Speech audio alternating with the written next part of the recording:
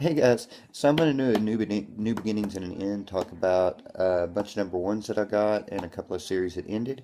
So yeah, um, first off, from 451 Comics, I decided to give them a try and pick up Sunflower. It has really looked interesting to me um, from the first time that I saw it in previews. This actually came out, I think issue 2 is fixing to come out on Sunflower. Um, I just picked it up because like I say, I kind of wanted to give 451 Comics a try, and this series actually looked pretty good.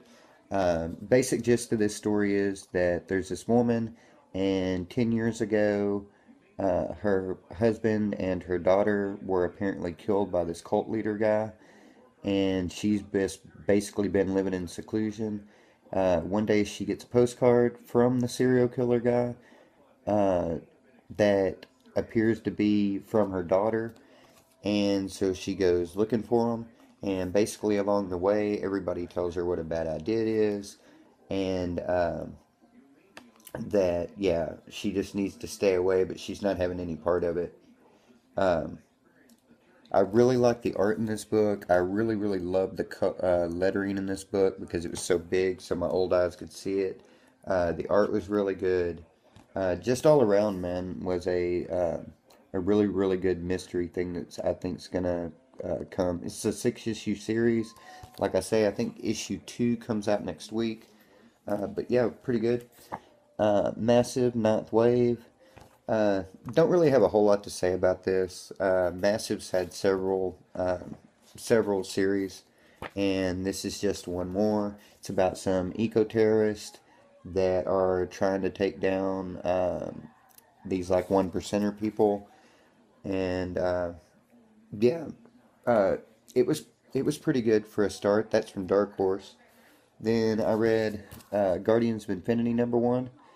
Um, this was pretty enjoyable.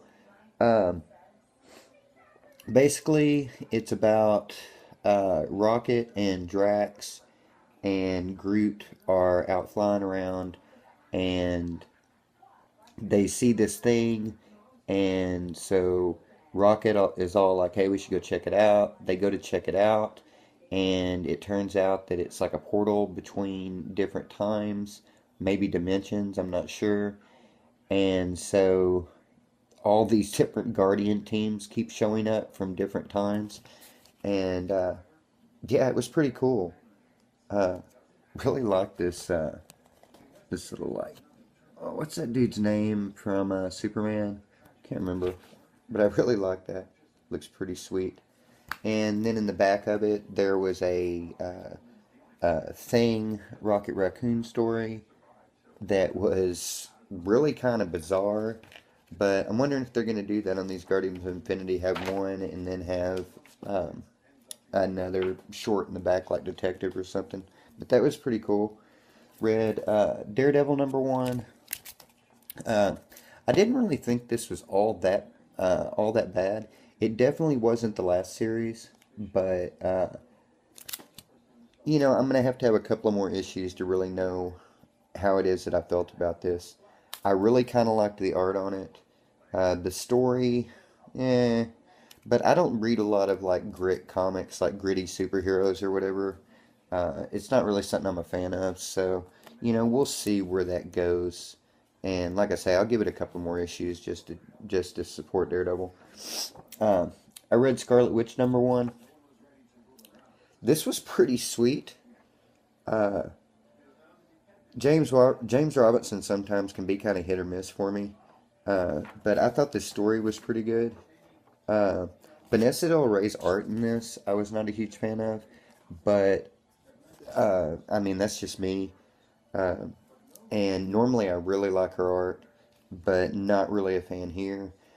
But I believe that the artists are going to change on Scarlet Witch from issue to issue, so I'll be curious to see where it is that story goes. Because, like I said, I really kind of like the story. I wonder whether or not Jordi Belair is going to do the coloring for it, regardless of who the artist is. That would be cool. Because I mean, she's just awesome. Red Wolf #1. This is pretty good. This comes out of the Secret Wars 1872, which I really enjoyed. um, and it's just basically it's a continuation of that. Uh, I got a lot of westerns this week, and they were all pretty enjoyable. They were all different too, which was sweet. But yeah, this is just like Marvel superheroes set in the Wild West. Uh, I got X number one from Black Mask. This was really, really trippy. It's like, okay, so you've got this invention that allows you to go in and like manipulate other people's brains, like kind of like you're setting up. I can't think of what movie it is I'm thinking about though, where like you wire two people together and they can like I don't know, go into the other person's head or whatever. That's basically what's going on here. You've got this guy that's been doing it for a while who is thinking about maybe getting out of it or whatever. Um, but he goes into this woman's head and just all kinds of craziness happens. And like different things in your head are different represented by different things, I guess. And yeah, just a really, really bizarre world that was going on in this book. And then you find out at the end that the main guy, who's like the big uh, dream jumper guy, has got one leg, so he can kind of like walk and do all this like super powered stuff while he's in the thing. Pretty decent. I got Snowblind from Boom Studios. This is by Ollie Masters. It wrote The Kitchen that I really enjoyed. It's a four-part series. We'll see because they've had a real habit here lately of expanding series. I hope they don't with this one because it seemed like they gave it seemed like a good setup for a four-issue series. Uh, but it's about this family that's living in Alaska. Their son's all bored and kind of an outcast or whatever. And so he gets in trouble, and his parents say, you need to go and be normal or whatever. So, anyways, hanging out, and he takes a picture of his dad and he posts it online. We'll come to figure out they're in the witness protection program, and now people are coming to kill them, and the kid is trying to figure out what exactly it was that his family did that got them put in witness relocation. And yeah, read Blackjack Ketchum number one. This was kind of like a sci-fi mystery. Um, it reminded me a lot of like a sci-fi movie of the week type thing that was going on here. The art in it was fantastic. The story on it was really, really, really good. Um, but there's all this like saloon door time jumping stuff that's going on.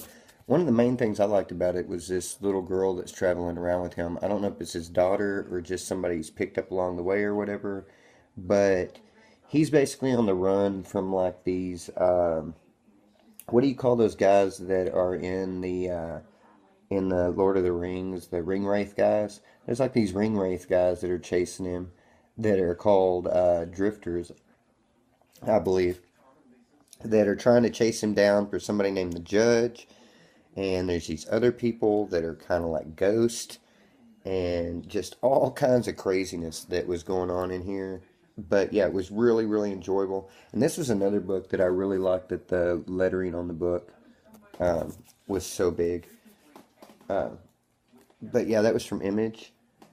Then from IDW, I got the last issue of Star Trek Green Lantern. This was a six-issue series. It seemed a lot longer than that, which I don't know why, because the issues seemed to come out pretty steady. But it was a pretty good series. I've said it before. It reminded me a lot of Blackest Night with Star Trek involved. In the beginning, I wondered how they were going to merge these two things together, but then it made just perfect sense. And yeah, it was really, really done. Uh, Last issue, We Stand on Guard.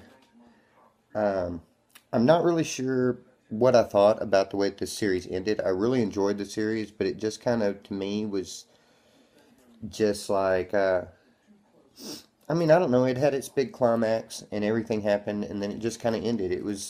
But I don't know. I don't know exactly where I thought that was going to go. But it was a really, really good series. If you like Brian K. Vaughan, I'm sure you already get this. If you haven't and you like Saga or anything like that, uh, that book was pretty good. And then I got the last issue of We Stand on Guard. We Can Never Go Home from Black Mask. Um, this series, I don't guess it's the last issue because it actually says at the end that it'll return in 2016. But Black Mask is really, really bizarre. There's no telling if they're even going to finish series that they're currently working on. So we'll see. Fingers crossed because I really enjoyed this. About two super powered teens that um, just make wrong choices. Anytime they're given a choice, they make the wrong one. Generally results in somebody getting shot or a lot of people getting shot or somebody getting thrown over the top of a building or whatever. And the series ended pretty much like the series has gone, with just a long series um, of bad decisions, which wind up with things like people with rocket launchers and stuff like that.